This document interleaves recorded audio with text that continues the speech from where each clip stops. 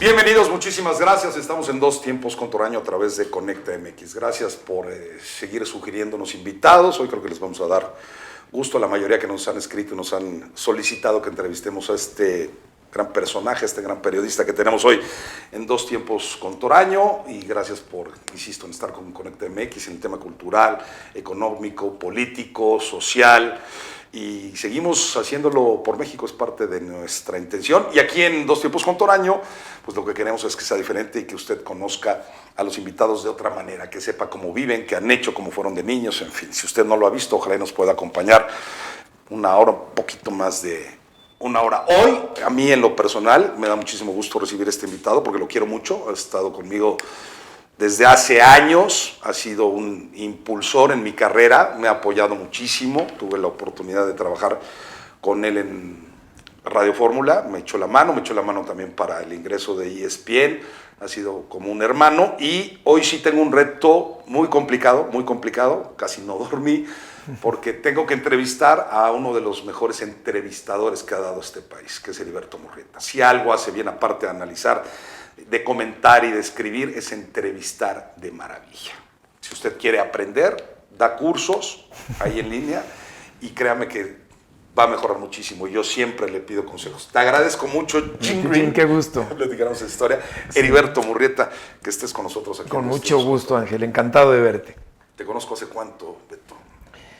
Pues hace unos, ¿qué será? Desde el año 91, por ahí, 92 puede ser. Por ahí, 91, 92. Pues son casi 30, ¿no? Casi 30 años de conocernos, sí, claro. Estuviste en mi boda. Sí, claro. Me acuerdo claro, perfecto. No. Atestigué. Atestiguaste, exactamente, ahí estabas. ¿Bailaste? ¿Cómo no? Eres bailador, claro. Pues me gusta, sí, cuando está uno de vena, que no siempre está uno de vena, son momentos muy puntuales donde se tienen que reunir ciertos estados de ánimo y ciertas compañías y ciertos vapores etílicos. Salud, por cierto. Salud con este tío Pepe. Tío Pepe, ¿te gusta mucho este, no? Sí, me gusta, cómo no, como aperitivo. Y luego ciertos duendes, como dirían los gitanos, que tienen que bajar los duendes, no siempre bajan. Y como no somos máquinas y no somos autómatas, pues dependemos de estados de ánimo y gente sensible como uno, para bien o para mal, pues sí depende de ciertos momentos para sentirse muy a gusto, ¿no? No soy una persona tan sociable como pudiera parecer, pero cuando hay esta química y esta dinámica, pues la puede llegar uno a pasar muy bien en momentos inolvidables, que son los que guardas para siempre, porque es de momentos de lo que está formada la memoria y el recuerdo y el sentimiento, ¿no? No tanto de días completos, sino de ciertos momentos puntuales de tu vida y de tus relaciones con tu gente querida y con tu familia. Antes de arrancar de cómo fue tu niñez, dónde naces y tal, a ver si no lo puedo contar. Nos decimos Jim Green y nos critican. Sí, lo procuran. Sí. Payasos. Sí. Todos, la gente que conocemos. Dimos el chilangazo. ¿Te acuerdas por qué fue lo de me fui al Baby O con unos jeans verdes, Levi's, y ahí surgió lo de Jean Verde. Y Jean para acá y para allá, y fue un viaje muy divertido y de esos que ilusionas tener y que disfrutas muchísimo, ¿no? Me acuerdo perfectamente. Año 91 de haber sido, 92 por ahí. 92 ha de haber sido. Que era 93 un por ahí. momento importantísimo en tu carrera. Llegamos al Baby como patrones, mesa de pista y te saludaba todo. Todavía no estabas casado ni nada. No. Te saludaba todo el mundo. Las chamacas decían, mira, este ojo claro. Este flaquito. Sí. Le chupo sus huesitos. Sí. Pues es que estaba yo ahí en el noticiero en 24 horas, que era un escaparate muy grande, una plataforma para mí importantísima de despegue profesional y no había tantos noticieros como ahora. Era el noticiero único, la voz única prácticamente, para bien y para mal. Y estaba desde luego TV Azteca también, tenía su noticiero Hechos, que empezó a crecer. No lo vio Televisa tal vez por el retrovisor tan cerca como ya estaba o como se fue poniendo cerca ese noticiero hasta realmente competirle a 24 horas en aquellos años 90.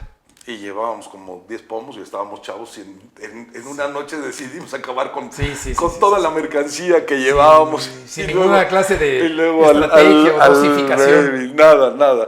Oye, a ver, Beto, ¿dónde naces? ¿En qué hospital naces? ¿Naces en la Ciudad de México? Sí, en el Hospital Santa Teresita, ahí en Las Lomas, el 20 de septiembre de 1965. Sí. ¿Y estuvo tu papá en tu nacimiento? ¿Se usaba que entraran los papás? No creo. No se podía. No creo. Yo sí estuve presente en los 3 partos de la mamá de mis hijos, de Marta, pero no, mi papá no creo que haya estado allá adentro del quirófano.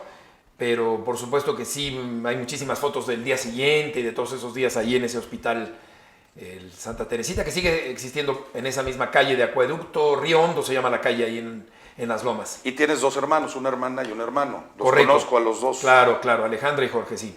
¿Qué tal te llevas con ellos? Bien, me llevo bien, Sí. me llevo bien. Sí, siempre me he llevado bien con ellos. No somos de vernos tan seguido como otras familias que son muy pegadas y que se frecuentan mucho, pero nos llevamos bien, sí. Siempre. ¿Marta es más grande o eres tú? Marta es más chica, como unos 7 años, 6, 7 años más chica. ¿Eres que tú, yo. luego Marta? No, Alejandra, ¿no? Alejandra. Alejandra. Porque Alejandra es... y luego Jorge. Sí, Alejandra es 2 años menor Sí, que yo. 2 años, sí, por Y eso. Jorge 7 años Y menor Jorge, que yo. 7 Sí, años. Jorge, que exactamente. también se dedicó al periodismo. Y Beto, ¿cómo fue tu niñez? ¿Cómo eras de niño? Muy feliz, muy ilusionado, muy lleno de proyectos, muy cobijado por mi familia, muy entusiasta. Vivía todo con muchísima ilusión e intensidad. Recuerdo mi infancia con muchísimo cariño. ¿Cómo era el tema económico, el tema de carencias? ¿Dónde vivían? Si de repente se iban de vacaciones y qué padre, me puedo ir a Acapulco, o de plano, de chavo te fuiste, de niño te llevaron a Europa. ¿Cómo era? No, nunca fui a Europa, nunca nos faltó nada, pero no había holgura, ni mucho menos. Clase media trabajadora, mi papá en una empresa de cosméticos, Avon, o luego en una siderúrgica, Lázaro Cárdenas, una paraestatal del gobierno, y luego en otras empresas. Pero mi papá hacía un gran esfuerzo por tenernos en una escuela cara, que era el Alexander Bain. Estuviste en el Alexander. Ahí estuve toda mi vida. Hace unos días murió la directora de la escuela, la mamá de Sergio, mi amigo, mi tía Licha Rivero, Licha Benítez, muy querida, muy inteligente, muy preparada, con mucha personalidad. Y nunca, ni a Acapulco íbamos. Íbamos a San Rafael, Veracruz, porque ahí estaba la familia de mi papá, pero vivíamos, digamos que con justeza, en una casa rentada, sin ahorros, sin seguro de vida, y así, en esas condiciones, murió mi papá en el año 86. Entonces mi mamá y yo tuvimos que empezar a trabajar para sacar adelante a la familia, literalmente. Y no es una situación de dramatizarla, ni mucho menos, pero es una situación real, donde un tío le tuvo que pagar la carrera a mi hermana, donde yo tuve que trabajar duramente en Televisa, mi mamá dando cursos para sacar adelante la casa, pero sí, nunca hubo riqueza, ni mucho menos en esa casa. Tu mamá no trabajaba mientras tu papá vivía, hasta que tu papá falleció. Correcto. Tuvo que empezar a trabajar. ¿Y tú te volviste quizá el papá de tus hermanos en determinado momento? En cierta forma, querido Jim, no como tal, porque yo no soy su papá, ni soy más que el hermano mayor. Y mucho tiempo sí traté de, sobre todo a mi hermano menor, a mi hermano Jorge, pues de encauzarlo, de aconsejarlo, de orientarlo, y llega un momento donde pues no eres su papá, eres solamente el hermano mayor que ha vivido más tiempo y que ha vivido ciertas circunstancias de esfuerzo, de salir a la calle a luchar. El otro día fui con los niños a San Rafael, Veracruz, justamente, y pasando ahí por la Ignacio Zaragoza, por la calzada Ignacio Zaragoza que te lleva a la salida a Puebla.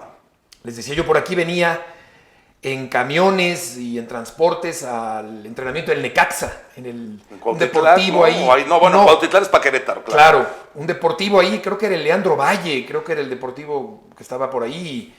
Y pues sí aprendí mucho a desenvolverme y a andar en camiones y a ganarte la vida con todo lo que implica ser tan joven y pues enfrentarte a ciertas envidias y a ciertas complicaciones y a salirle al mundo y a salirle al toro como hay que hacerlo, y es muy formativo. Esa parte pues fue muy formativa y de mucho aprendizaje. Así te imagino, porque eres un tipo muy responsable, te conozco, muy responsable. ¿Así eras de niño? O sea, eras el típico que de repente, ¿quién leyó Don Quijote?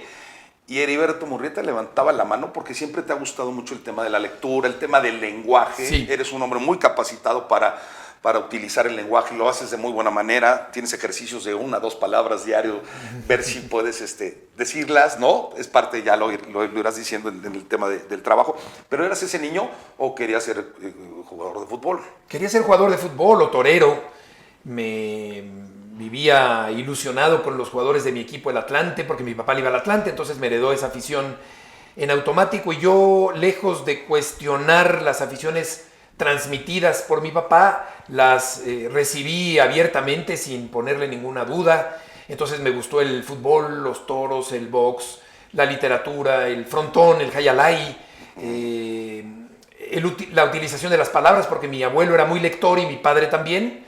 Yo no tanto como ellos, pero me gusta muchísimo el vocabulario que tenemos y me gusta usar las palabras necesarias, no apantallar con un lenguaje inentendible, cremoso. Como Osorio, güey. Exacto, ¿No? con tecnicismos, sino usar las palabras que pueden parecer complejas o intrincadas, pero que realmente son las palabras que hay que utilizar para referirnos a determinada cosa, ¿no? Entonces me gusta muchísimo el lenguaje, y yo creo que la Crónica Taurina, que es muy literaria y muy poética, también te ayuda a tener un lenguaje muy rico, lo cual a mí me encanta. Yo disfruto muchísimo las palabras, el idioma, escribir, hablarlo bien, estructurarlo bien, y es por eso que soy como soy.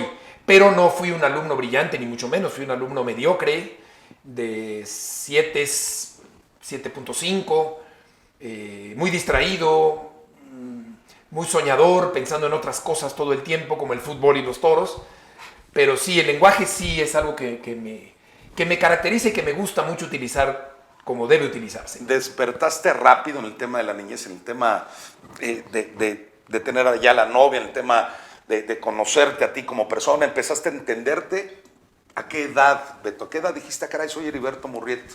Yo creo que muy pronto, porque siempre he hecho mucha introspección, mucha meditación, mucha reflexión.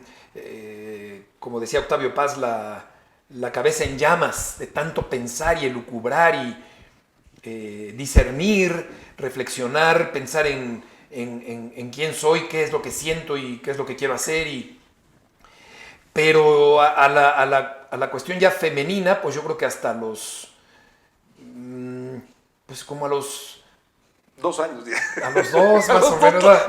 Recién cumplidos los 3. No, fíjate, le decía a un amigo, a un compañero del salón de la escuela, que ya, me acuerdo que como a los 8, 9, 10 años ya empezábamos a tener ese despertar de quién nos gusta, quién nos hace sentir mariposas, que eso es un despertar maravilloso en la vida. Entonces, pero ya tener una novia concretamente, bueno, tuve una yo creo que a los 5 o 6 años, que se llamaba Paulina Gedovius, pero luego ya en la escuela, pues yo creo que a los 10, 12 años que empiezas a tener tu primera novia, y es un despertar maravilloso que te da muchas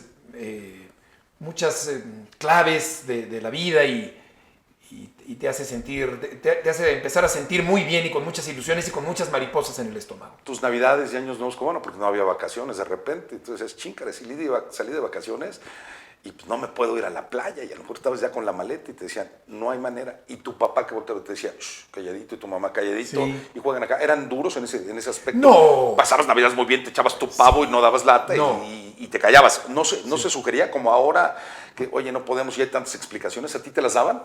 No, porque vivía muy inmerso en mi mundo y en mi situación sin cuestionarme. O sea, tú eres feliz como niño sin cuestionarte cosas, ¿no? Tú eres feliz en tu entorno, en tu mundo, en tu cuadra, con tu familia, con tus amigos, y no te cuestionas tantas cosas. Claro que sí notaba ciertas diferencias en cuanto a los tenis Nike, por ejemplo, los Adidas, que yo veía que mucha gente de mi escuela, muchos compañeros y alumnos los tenían, y yo no tenía tanto acceso a ello, pero no como una cosa traumática. O muchos iban a esquiar a Vail y yo nunca había ido a esquiar a Vail, fui hasta mucho después, o a Europa fui muchísimo después, Pero no es una cuestión traumática ni aspiracional que te desajuste o que te desacomode o que no te sientas cómodo en tu realidad. La verdad es que te sientes cómodo en tu realidad y no te cuestionas muchas cosas. Pero sí alcanzas a notar que había mucho mayor poderío económico que el que había en mi familia, ¿no? Que no había en lo absoluto.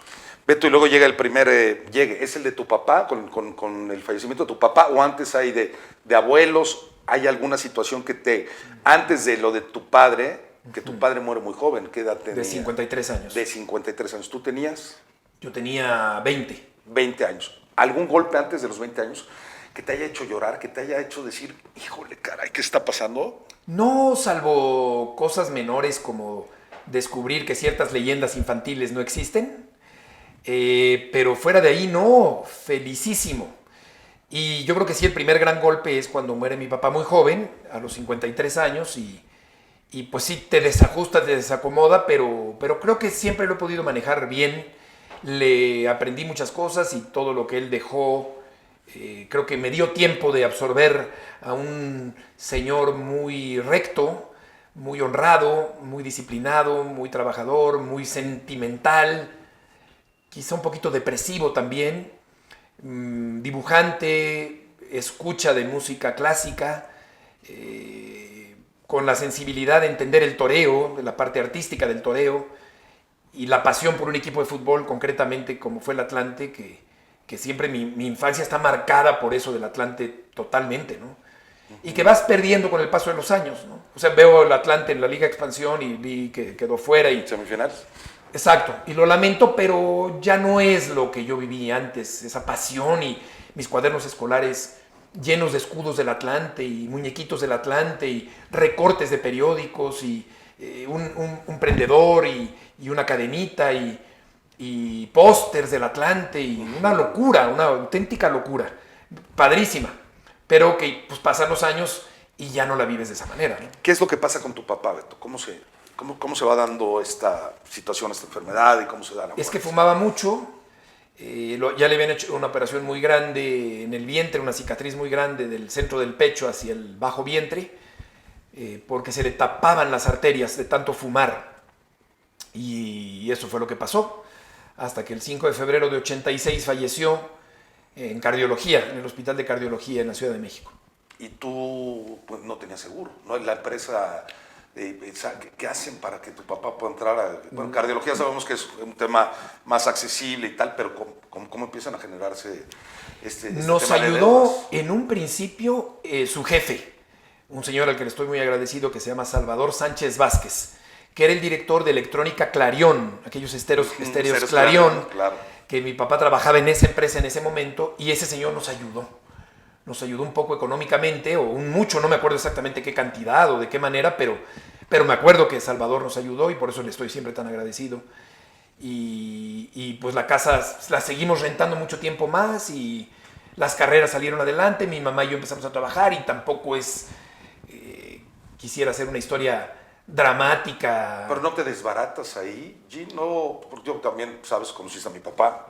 Claro. Y son golpes muy fuertes, ahora mi mamá, o sea, no te desbarataste en ese momento, porque sí eres llorón, no eres dramático, pero sí eres un tipo de mucho sentimiento. Sí, de muchas lágrimas. De muchas lágrimas. Sí. Pero no siento que me haya... O sea, sí te desacomoda, pero yo ya estaba encarriladito en Televisa.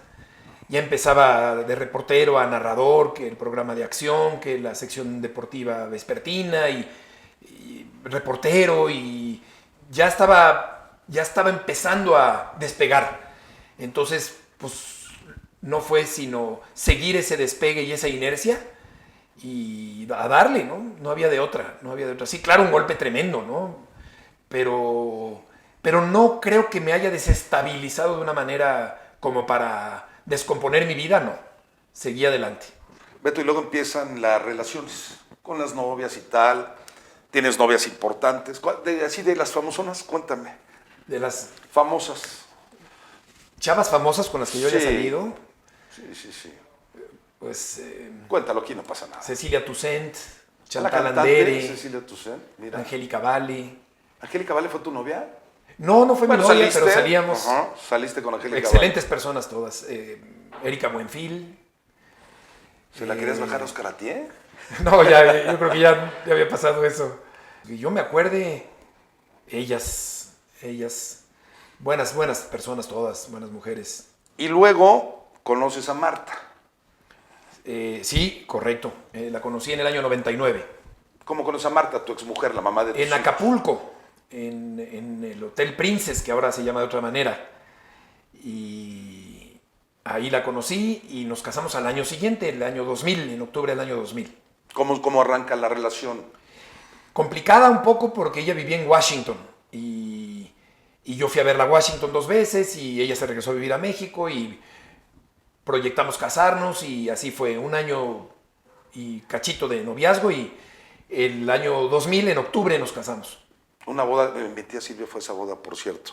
Yo, por diferentes circunstancias, no se pudo dar ir a esa boda por cuestiones de chama, en fin. Pero después, ¿cuánto tiempo después viene el divorcio? 15 años después. Nace, bueno, tienes 3 hijos, Juan Pablo, Emilia y Jacinta. Y Jacinta. ¿Y por qué te divorcias? Pues porque por incompatibilidades, no por nada grave, no por nada feo que haya sucedido, sino por incompatibilidades. Se fue desgastando la relación, se fue enfriando, pero felizmente han pasado ya 6 años y todos estamos bien, ella está bien, yo estoy bien, gracias a Dios, y mis hijos también.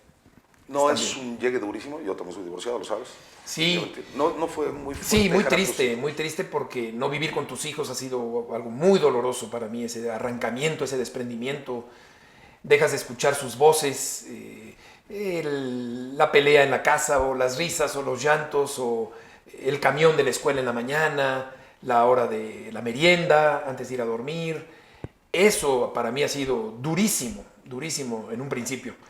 Pero después todo se acomoda, gracias a Dios, y podemos seguir adelante muy bien y todos estamos bien, afortunadamente. ¿Hiciste lo suficiente, Beto? ¿Consideras que hiciste lo suficiente en tu matrimonio para que no se terminara?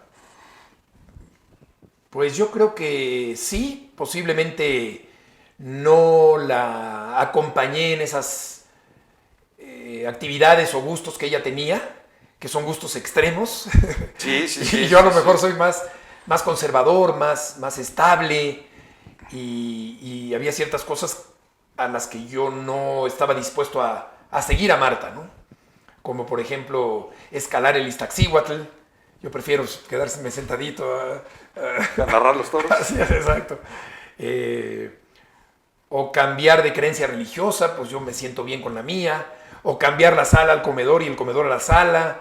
En fin, ella es una mujer de cambios radicales, de cambios grandes y de intentar cosas nuevas, ¿no? Y yo soy más estable en ese sentido, ¿no? Pero creo que sí, los dos seguramente hicimos lo que habíamos tenido que hacer para salvarlo.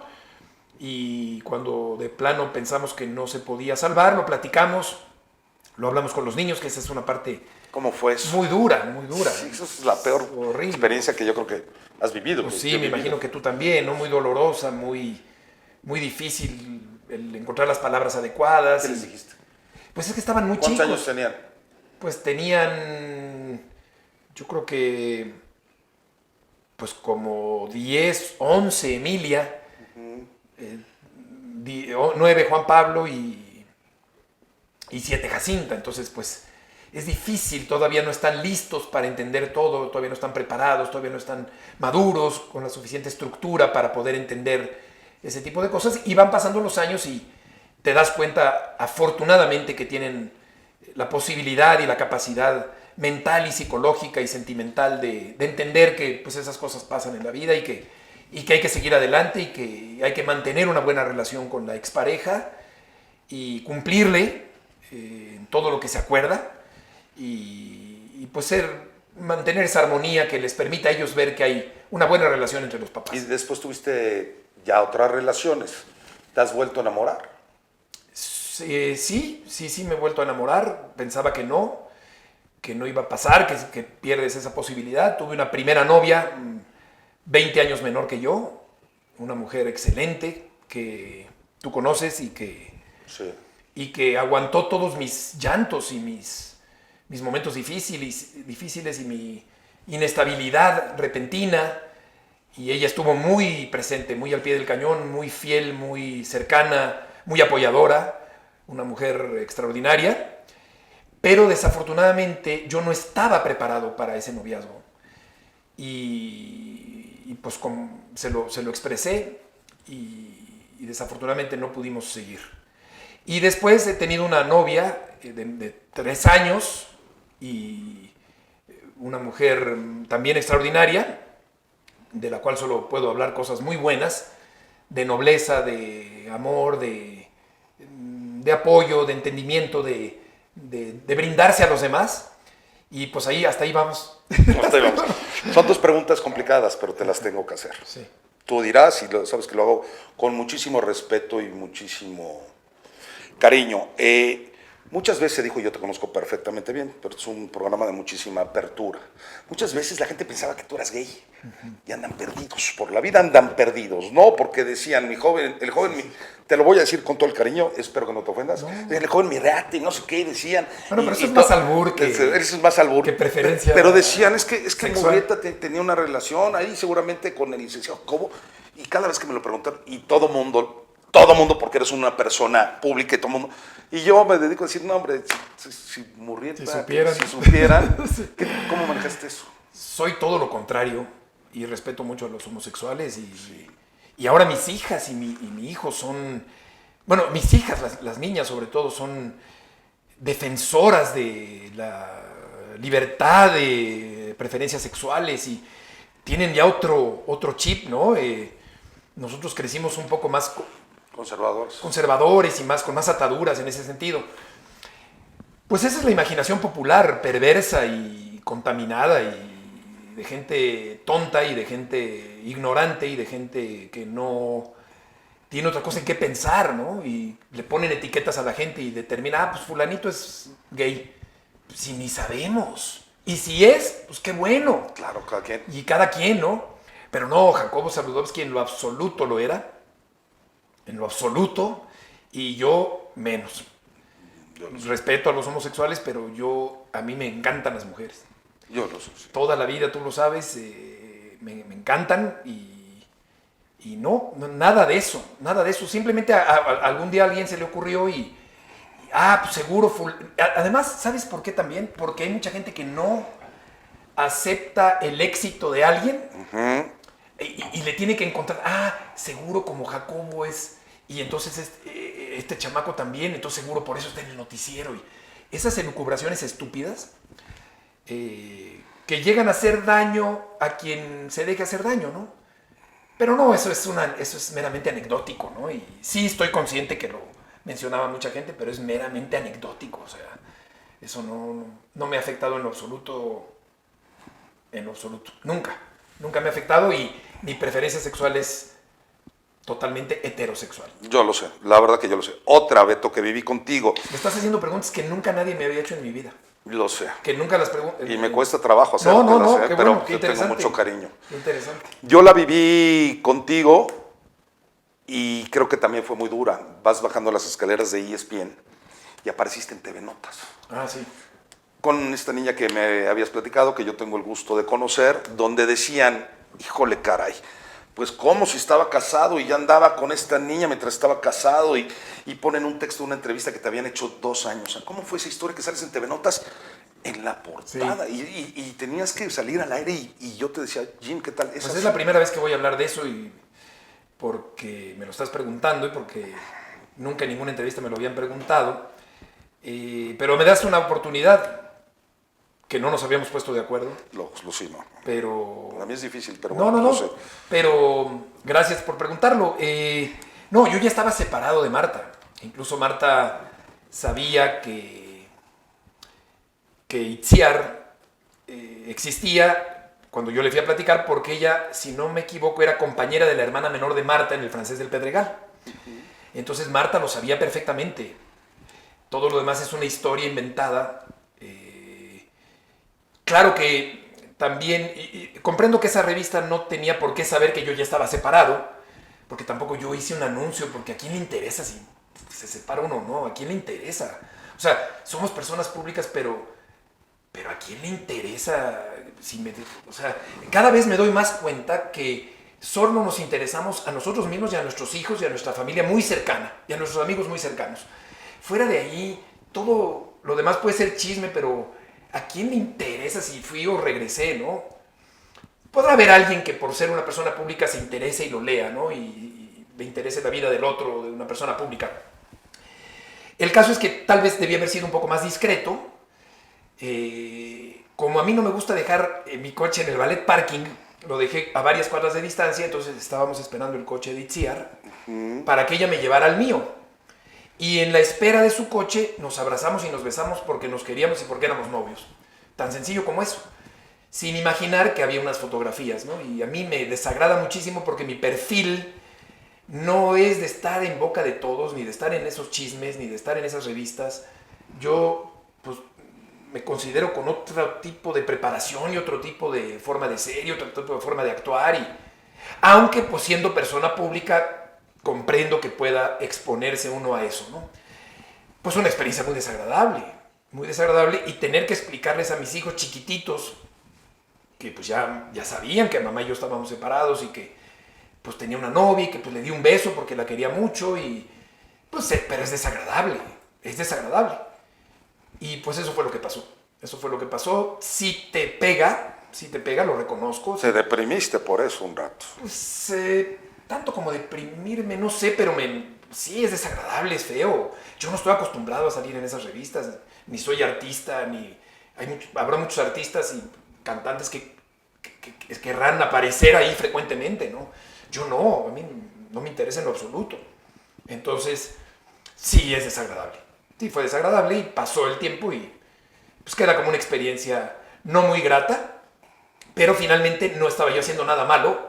Claro. Ya estaba separado porque tenía una novia. Quizá tuve que haber esperado hasta estar divorciado para salir con alguien públicamente, pero no calculé eso, no piensas en eso.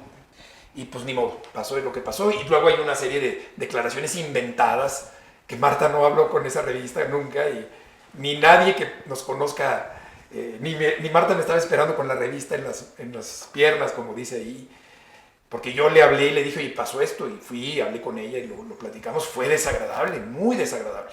No obstante que ya estábamos separados, fue muy desagradable, pero hay muchísimas mentiras que se dicen ahí y que pues sí acaban por afectar, ¿no? Hay mucha irresponsabilidad y mucho amarillismo en ese sentido. Y yo, que soy un promotor del periodismo fundamentado y no me podría ir a dormir, no podría poner la cabeza en la almohada si dijera algo que no me acomoda, pues pienso que es una forma muy irresponsable de hacer periodismo. Te agradezco muchísimo, sé que nunca lo habías dicho, te agradezco mucho que lo hayas platicado con esa madurez que tienes. La última, por lo menos al segundo tiempo, ¿te volverías a casar? No creo, pero no sé. Ok, gracias Jim por este primer tiempo. Valoro mucho tu sinceridad. Muchísimo. Gracias. Bueno, ahora vamos a platicar de lo que ha hecho Heriberto Murrieta en su vida profesional, que ha sido extraordinario. Es uno de los periodistas más reconocidos en nuestro país y nos va a hablar del tema de los toros, que siempre es complicado en este país. Hay gente que les gusta, hay gente que no. De los programas polémicos que hay, si son debates, si son gritos, si a él le gusta que sea más tranquilo el asunto. Cómo conduce, que es genial para eso. Cómo estuvo en Televisa, en fin, todo eso. En el segundo tiempo, ya sabe, tendremos también el tiempo extra, que son algunas imágenes que Beto abrirá, verá y nos explicará, y la serie de penales. Estos dos tiempos con Toraño a través de Conecta MX. Volvemos. Estamos de vuelta aquí en Dos Tiempos con Toraño. Vamos a platicar de la historia periodística de Heriberto Murrieta. ¿Conocido por el joven Murrieta? ¿Quién te lo puso? Jacobo. Sí. ¿Cómo te decía Jacobo? ¿Te acuerdas? Era buenísimo. Que ya háblenle. No, esas cosas. Que decía, que ya llegaras, porque si no, no entrabas. Sí, se enojaba. Una vez que entrevisté a Hugo Sánchez en el San Angelín y me tardé en regresar a Televisa Chapultepec y estaba ya desesperado porque no estaba listo para entrar al aire, ¿no? Pero simpático, tenía humor ¿Cómo negro. hablaba? Por favor. A ver, Murrieta. No, espérate, no sé si me va a salir. No te voy a ver, tú solito, sí te va a salir. No, espérate, ni te veo. Mientras estamos, sí te sale. Mejor el ratito. Bueno, el ratito, porque lo haces muy bien y es con todo respeto, porque... De viejito. Sí. No, un personaje muy especial. Sí te sale. Déjame acordarme. Pero un personaje muy interesante, muy culto, muy simpático, muy buen periodista, muy polémico también, desde luego, porque forma parte de una época donde la alianza entre el Estado y la televisora más importante era muy estrecha, muy grande, ¿no? Entonces, esa parte yo sé que despierta mucha controversia sobre la figura de Jacobo, pero desde el punto de vista de la hechura periodística, sin duda ha sido un maestro extraordinario. ¿Había, Beto, algún interés siempre por apoyar al partido, que realmente siempre fue el PRI? O sea, los presidentes volteaban y decían que no digan esto, que sí digan esto. ¿Sí lo había? Sí. Yo creo que sí, no te sabría decir con precisión, pero es obvio que sí, que había una línea y eso condicionó de alguna manera la labor periodística de Jacobo en aquella época. Hay una cantidad, es más, tienes un sobrino que está haciendo ya también comentarista, que lo hace muy bien.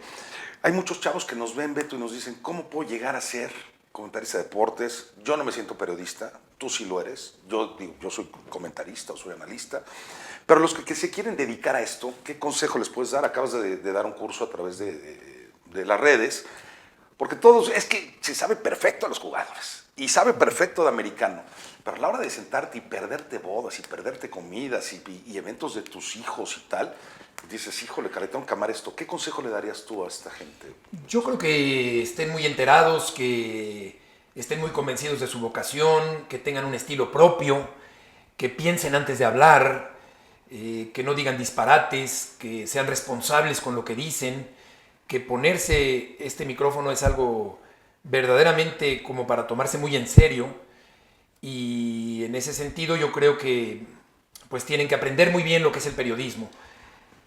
Y hay gente muy capaz, hay gente que lo hace muy bien y hay gente muy improvisada también, pero yo es lo que recomendaría, lo que sugeriría o aconsejaría a los jóvenes que quieren dedicarse a la actividad periodística. Tú, para salir primero de reportero en cancha, para hacer entrevistas, Beto, pues pasaste un filtro. ¿Arrancaste qué edad? ¿17, 18? Sí, 18. No se da en la vida eso actualmente, pero era una responsabilidad. Era imposible llegar a estar en un partido del Atlante, en el Estadio Azteca, del América o de quien tú quisieras. Era muy difícil. A esa edad. Ahora parece que se improvise, todos los que van a hacer una entrevista no saben ni qué van a preguntar, sí. A lo mejor no vieron nada. ¿Por qué está pasando eso? Porque se ha perdido el control de calidad, porque hay muchísimos medios, porque es más fácil llegar a un micrófono que antes, mucho más fácil. Lo digo porque lo sé y porque lo he vivido durante 35 años. Tuvimos que hacer un examen. Había que hacer examen, pero había que tener una preparación, había que foguearse como reportero, había que competir en una época donde había todavía grandes cronistas deportivos, que los hay todavía, desde luego, pero ahí estaban todavía Sonia Alarcón, el Mago Septién, Antonio Andere, Fernando Marcos, Ángel Fernández. No era fácil codearse con esos grandes comunicadores y había un filtro más grande y ahora se ha ido perdiendo claramente el control de calidad, claramente. Beto, hay muchos programas de polémica, deportivos, ¿no? Tú eres un hombre más como muy ecuánime, no te gusta andar entre los gritos y sombrerazos, ¿no? Pasaron hace muy poco las peleas más intensas de fútbol picante y en una apareces y estamos Puente y yo contra ti, me acuerdo perfectamente. Casualmente aparezco en la primera, en el número uno. Apareces como la número uno. Sin tú ser así, porque sí. Ese no es tu estilo. Sí, ¿qué piensas de todos estos? ¿Cómo me habrán desesperado tú? ¿Cómo te desesperamos, Puente y yo, que ya volteabas? Ya estaba rojo, cabrón. Ya nos decías, ya, chinga. Se me saltaba la vena. ¿Para qué era Osorio? ¿Te acuerdas? Era el tema Osorio. Entonces, que nada más lo manoteabas. ¿Para qué no tocaste? Yo decía, nunca había visto en mi vida así. ¿Por qué te enojaste así?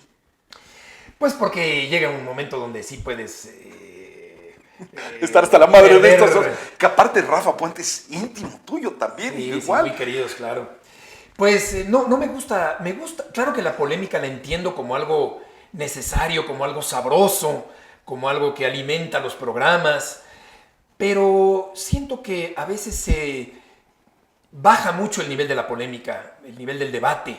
Siento que a veces la polémica es muy barata. Comprendo que hay quienes son incendiarios y quieren provocar la polémica, pero hasta en esa provocación de la polémica hay que tener un poquito de, ¿cómo te diré?, de empaque, de conciencia, porque va de por medio tu credibilidad y para mí es muy importante mi credibilidad. Habrá quienes no les resulte tan importante su credibilidad y se la jueguen diciendo cosas disparatadas, aunque vaya de por medio su credibilidad, pues allá ellos. Yo sí me considero muy responsable de mis palabras y entonces las pienso antes de decirlas. Y sí hay una nueva tendencia a polemizar en los programas, pero yo creo que la polémica tiene que estar sustentada, tiene que provenir de algo real, porque si se inventa la polémica, tarde o temprano se va a esfumar y a desmoronar porque no tiene sustento, ¿no? Entonces no soy tan partidario de eso, aunque reconozco que el infoentretenimiento forma parte de esta nueva forma de hacer televisión deportiva. ¿Qué tan responsable de esto es el auditorio? Pues mucho, porque el auditorio, o gran parte del auditorio, quiere morbo, quiere sangre, quiere gritos, quiere polémica, quiere descalificaciones personales. Pues a mí me cuesta mucho trabajo encajar en ese tipo de polémica. Beto, el momento quizá más crítico de estos momentos críticos con un deportista, has entrevistado a un mundo de deportistas, y no nada más deportistas, gente preparadísima, políticos, gente que tiene que ver con la cultura del mundo, con economía, en fin. ¿Cuándo volteaste y dijiste, este güey, ¿qué se cree, hijo? Porque no pasa mucho eso. De repente voltear, no sé, alguna vez entrevistaste a Hugo y a lo mejor no era el mejor momento de Hugo, o alguna vez pudiste entrevistar a Maradona, lo hiciste aquí en el Mundial, que fue, me parece, tu primera cobertura. O sea, ¿no te pasó llegar a decir, híjole, caray, yo estoy tratando de hacer mi trabajo bien y este me lo está echando a perder? Pues te lo echa a perder quien no te responde lo que le contestas. Yo creo que esa es la peor entrevista, porque te dicen, ¿cuál es la más difícil? Pues la más difícil no es al personaje más famoso, la más difícil es al personaje que no responde lo que le preguntas, o que te responde frases de cajón, o que evade las preguntas. Y con eso se encuentra uno muy seguido. Es raro el personaje del mundo deportivo y taurino que te contesta cosas interesantes, cosas inteligentes, cosas con sustancia. Y esa es la batalla del periodista, el tratar de que el entrevistado te diga cosas que nunca ha dicho o cosas novedosas, y para ello hay que saber hacer esas preguntas, ¿no? Pero yo creo que más que nada es estas frases de cajón, estos lugares comunes que son pan de cada día en las entrevistas que hace uno a deportistas. Beto, eres uno de los cronistas taurinos más importantes que ha dado este país. La gente que no está en los toros te puede ver a través de la televisión y das las características del toro y sabes como nadie, y que si es manso, cornivuelto, que si es que si tiene trapío, que si no, que si el color del pelaje. El pelaje o el terno del vestidos. Torero, de los vestidos. ¿También se dice terno? ¿Está bien? Sí, sí. De los vestidos y tal. Pero ha pasado, Beto, que hay un tema de antitaurinos que se ha vuelto muy complicado en este país. Unos dicen es arte, a mí me encantan los toros, tú lo sabes. He estado muchas veces ahí contigo, es más, me has prestado tus lugares y he ido muchas veces a los toros. Tenemos también, hay derechos de perdado, tú lo sabes. Sí. Me debes la de estar en el callejón. ¿Cómo manejar eso, Beto? Porque hay países ya en el mundo, o hay ciudades en el mundo, que ya se están prohibiendo las corridas de toros. Sí. ¿Qué va a pasar? Pues ha perdido popularidad el toreo, ha perdido adeptos, ha sufrido una crisis muy grande, económicamente con la pandemia peor todavía. Yo creo que hay una nueva conciencia que la tienen mis hijos también, por ejemplo, en contra de las corridas de toros.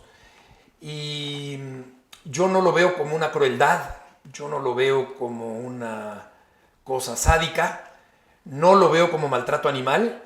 Respeto a quienes lo ven de esa manera, respeto a los antitaurinos, pero yo lo veo como una expresión artística, como una expresión cultural, como una escuela de valores, como un espectáculo extraordinario.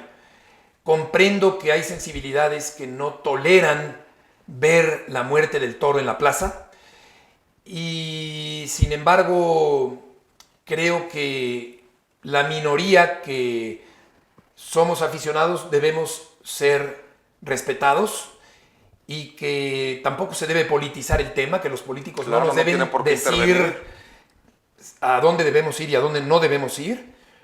Pero lamentablemente se ha politizado mucho el tema y está difícil contrarrestar esta corriente antitaurina que crece y está organizada. Beto, ¿por qué la decadencia de los toros? Los despuntan, mucha gente los despuntan, los toreros escogen, a los toros, no quieren arriesgarse mucho. Los empresarios, pues la verdad es que de repente van a sus propios intereses.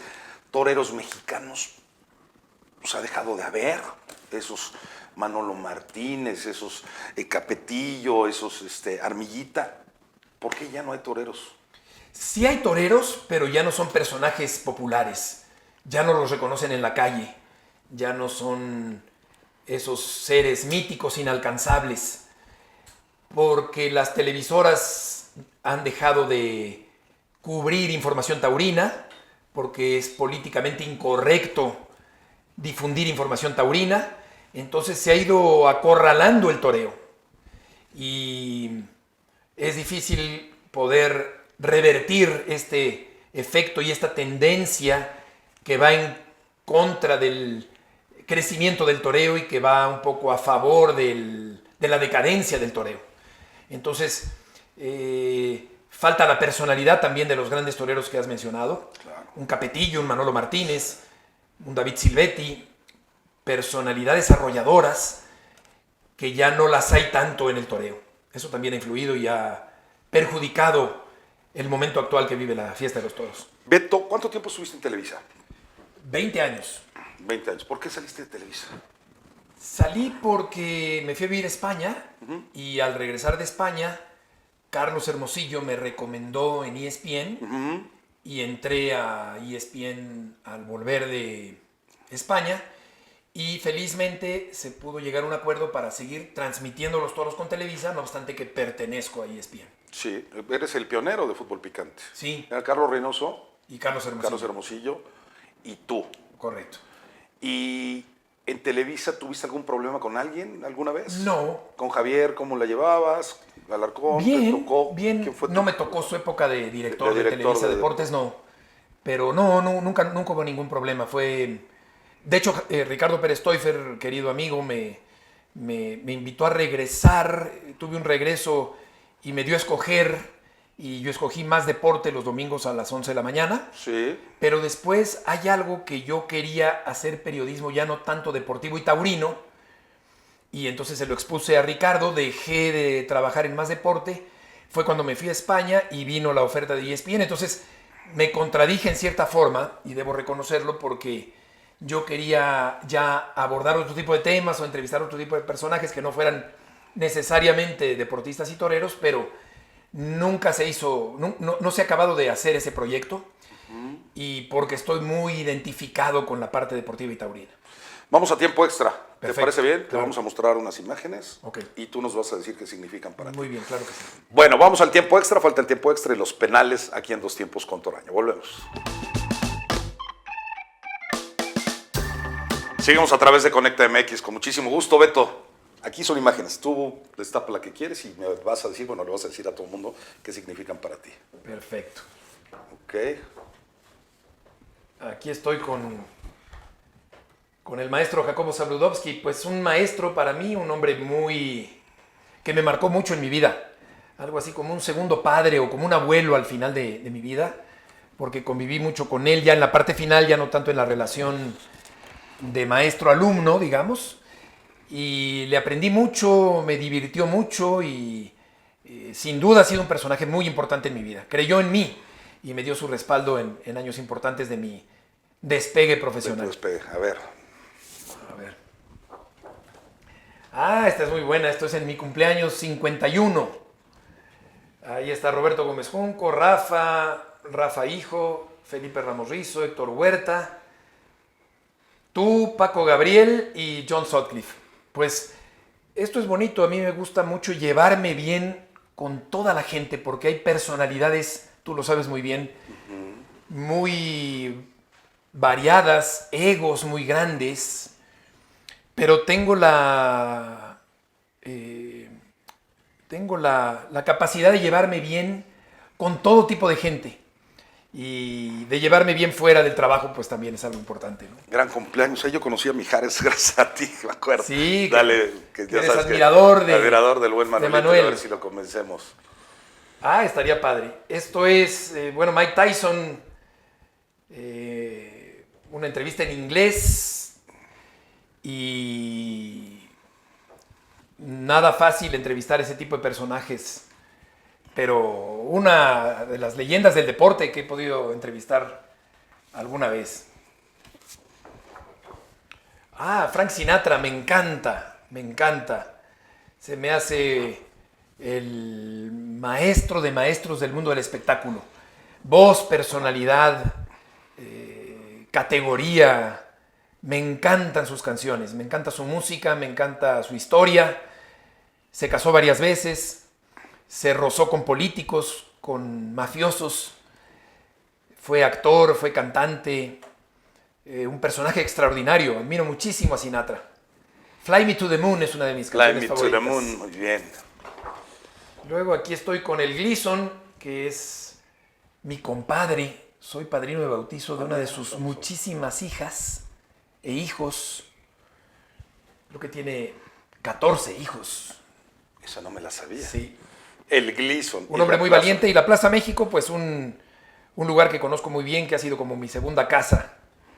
Un recinto arquitectónico, cultural, representativo, un patrimonio cultural, artístico y arquitectónico de la Ciudad de México. Aquí estoy con mis hijos, que los amo, Emilia, Juan Pablo y Jacinta. A ver, volteala, Beto, para que la puedan ver. Emilia es la mayor, de 17. Preciosa. Juan Pablo tiene 15 y mide 1,92 y tiene 15 años. 1,92. Y Jacinta es una niña especial, inteligente, profunda. Que fuimos un día a ver al América contra el Atlante y Juan Pablo, que tú querías que le fuera al Atlante, el América le iba metiendo 5 y me dijiste al minuto 15 del segundo tiempo, me dijiste vámonos por piedad, porque no va a ser atlantista nunca. Aquí está Carlos Slim, que me parece un hombre muy inteligente, muy capaz, que me pide que le hable de tú, que tiene diabetes como mi hija mayor, y me decía Carlos que él le podía regalar el aparatito del sensor que se pone en el brazo los diabéticos a mi hija Emilia, y le decía, Carlos, muchas gracias, no te molestes, ya lo tengo, ya lo había yo comprado, ¿no? Pero muy generoso, muy a todo dar, y me estaba enseñando una foto de cuando hacía el Tancredo. ¿Que sabes lo que es eso? ¿Te acuerdas? No. Te paras en un taburete en el centro del ruedo y ahí te quedas estático sin moverte y sin pestañear. Y el toro puede venir hacia ti, pero si tú no te mueves, no te embiste. No te embiste. Lo cual comprueba la teoría de que el toro embiste al movimiento y no al color. Que decían que por eso era rojo el Claro, capote y la nada que muleta ver, y no tiene nada que ver, es el movimiento. Y Joaquín López Dóriga, que es un periodista al estilo de como me gusta a mí hacer el periodismo, y que viene también de la escuela de Jacobo y es un querido amigo al que aprecio mucho. El Atlante. El Atlante, estos dos representan al Atlante. Marcos Rivas y el Manolete Hernández. El Atlante es la popularidad, es el arraigo con las clases populares, es la gente humilde, la gente que se la rifa por el compañero. Y estos dos son queridísimos amigos, el mugrosito Marcos Rivas y el Manolete Hernández. Bernardo Hernández. Muy bien, vas muy bien. Emilio Azcárraga, Milmo, tuve dos anécdotas fuertes con ellas, dos regaños muy fuertes de su parte, uno por excederme en el tiempo de una entrevista con David Silvetti en 24 horas de la noche, y otra por utilizar imágenes de televisión española, y me dijo que eso era piratería barata, y este hombre no se andaba por las ramas y tenía una personalidad arrolladora. Un líder extraordinario, con sus claroscuros evidentemente, pero uno de los grandes empresarios que ha tenido este país. ¿Y fue a gritos? Mientras sacas otra, ¿fue a gritos? Pues a gritos no, pero con palabras altisonantes sí. Aquí estoy cuando era niño en el restaurante de Los Comerciales. ¿Te acuerdas que...? Sí, me acuerdo perfecto del lugar. Y era muy divertido y me la pasaba muy bien ahí. Te ves niño feliz, pecoso, por cierto, bien pecoso andaba. Sí. Las manos ya las tienes llenas de pecas. Sí, hombre, no manches. Luego la Chilindrina, mi mamá tenía una amiga, la sigue teniendo, mi tía Irene, madrina de primera comunión, que era su marido primo de Roberto Gómez Bolaños, pero aparte conocían a alguien que estaba en la producción del programa ahí en Televisa San Ángel, y pude ir a fotografiarme con Don Ramón, con el Chavo del Ocho, con Florinda Mesa, profesor Girafales, que era cronista taurino, Rubén Aguirre. Esa no me la sabía. Y ahí estamos con María Antonieta de las Nieves.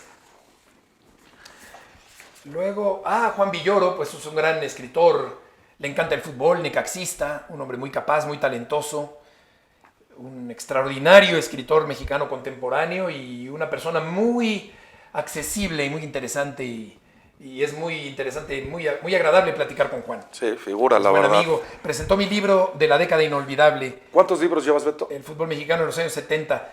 21 publicaciones. 20. Fernando Schwartz, que fue un acicate tremendo para mí.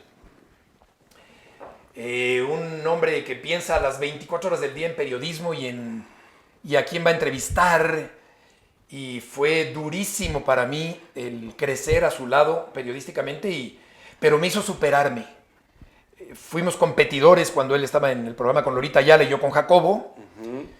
Y Jacobo decía, tráete al estudio a Fernando Valenzuela, a Julio César Chávez, a Gabriela Sabatini, a Hugo Sánchez, pero que no vaya con muchas noticias y con Fernando Schwartz, imagínate. Entonces hubo rivalidad profesional muy fuerte, pero él con su capacidad de trabajo me hizo superarme. Bien, Beto, muy bien, lo vas muy bien. Aquí estoy con mi papá y con el uniforme del Atlante, él me transmitió el atlantismo hasta la médula. María Félix fue mi amiga, muy querida, muy simpática, muy ocurrente, muy culta, muy altiva, pero me dispensó con su cariño y con su admiración. Y para mí, el que María me viera en el programa, escuchara mis narraciones, pues era muy halagador. Muy taurina, ahí está. Muy taurina. José María Napoleón es un hombre muy profundo, que habla en voz baja, que es muy sensible, que llora al hablar, que es un hombre con una gran profundidad, con mucha sabiduría de vida, matador de toros. Y gran compositor. Gran compositor, gran cantautor. Cantautor. Y muy querido amigo, José María. Me encanta José María Napoleón, a mí Claro. me encanta. Y sigues cantando, siempre eres y vive y todo. Esa es una foto muy difícil, Beto. Sí. Sí, porque este era mi hermano que murió hace poquito. Tufik Yazbek, mi querido amigo, murió de cáncer.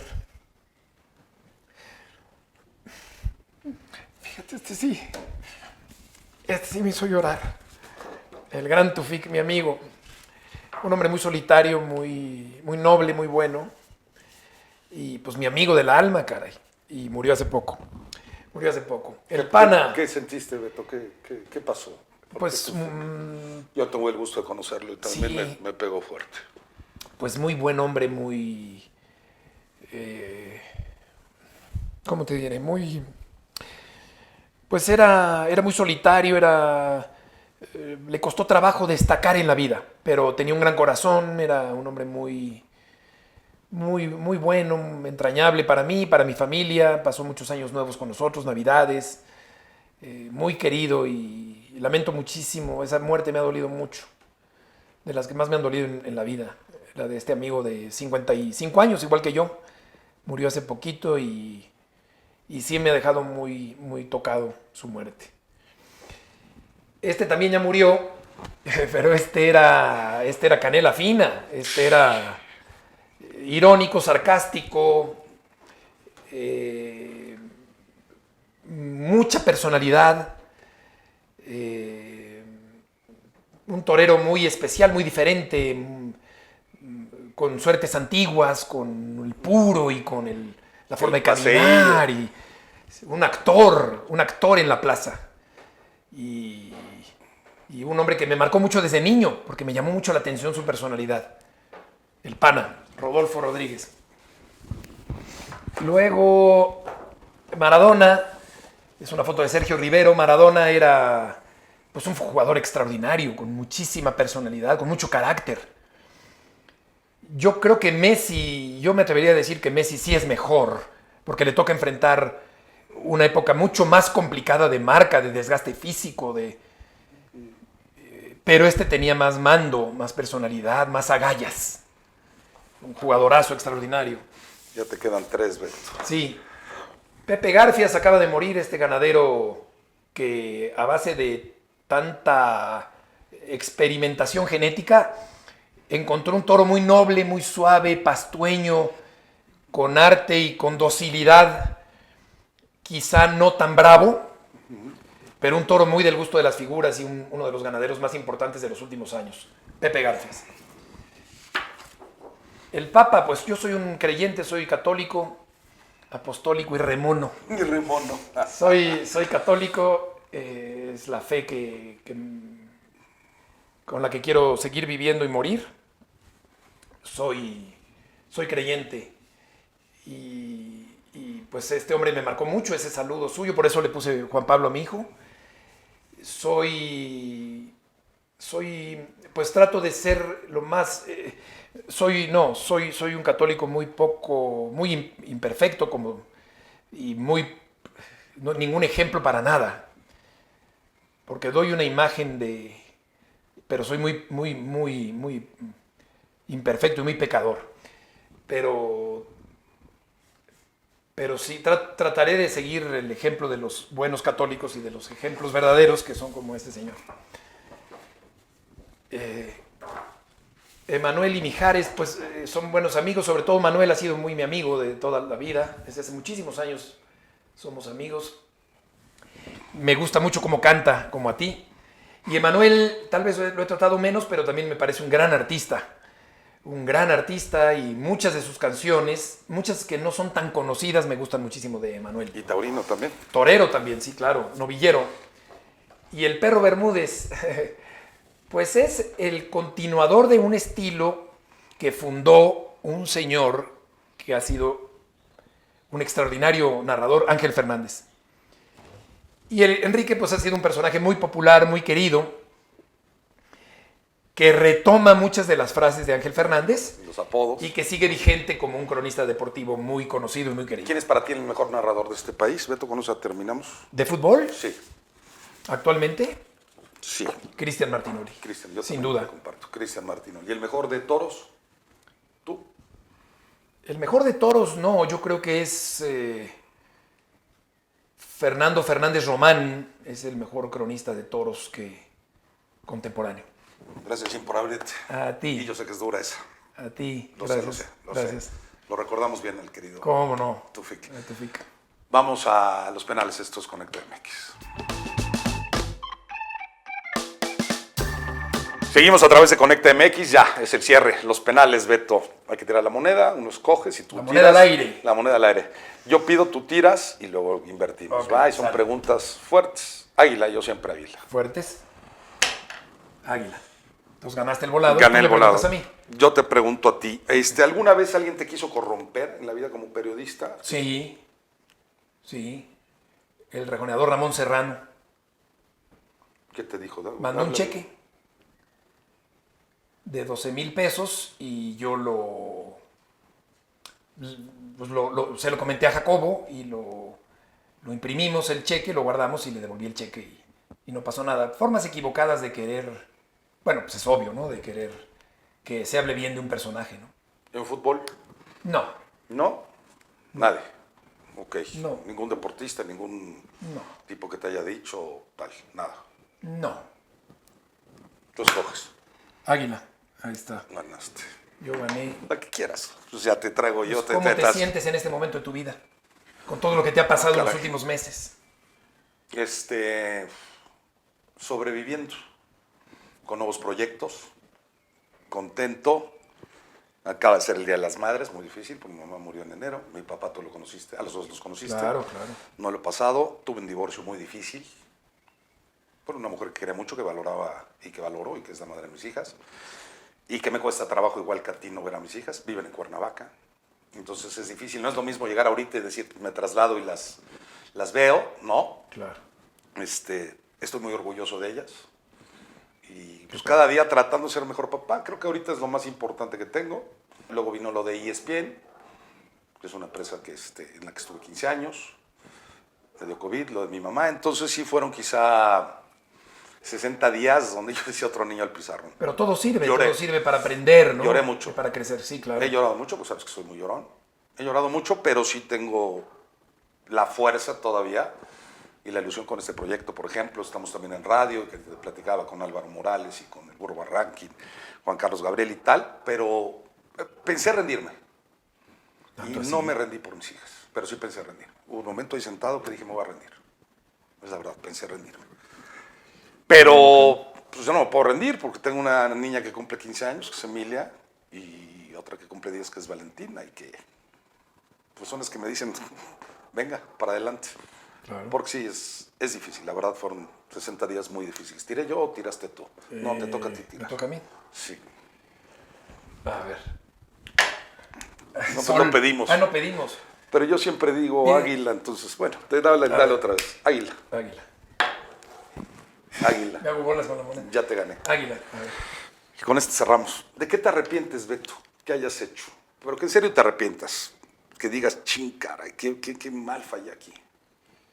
¿De qué me arrepiento? Pues no me acuerdo específicamente. A lo mejor de hablar de más a veces, ¿no? Creo que a veces hablamos de más. Deberíamos de aprender a hablar lo justo. Eso nos permite solidificarnos porque, pues, si hablas de más, te desproteges, ¿no?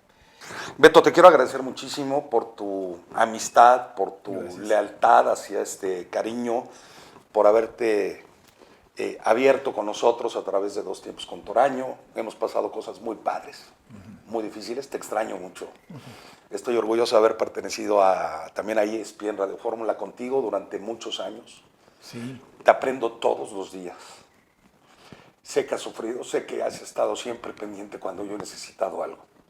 Sé que cuando peor le he pasado has estado. Me has hablado y me has extendido siempre tu mano.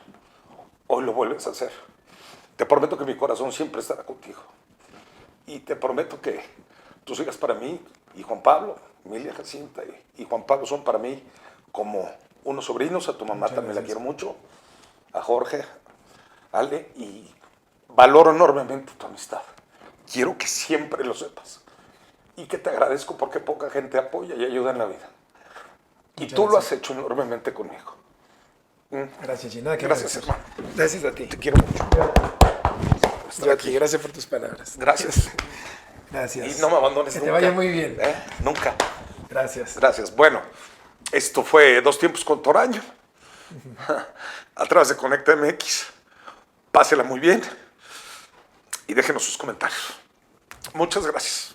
Un abrazo a todos.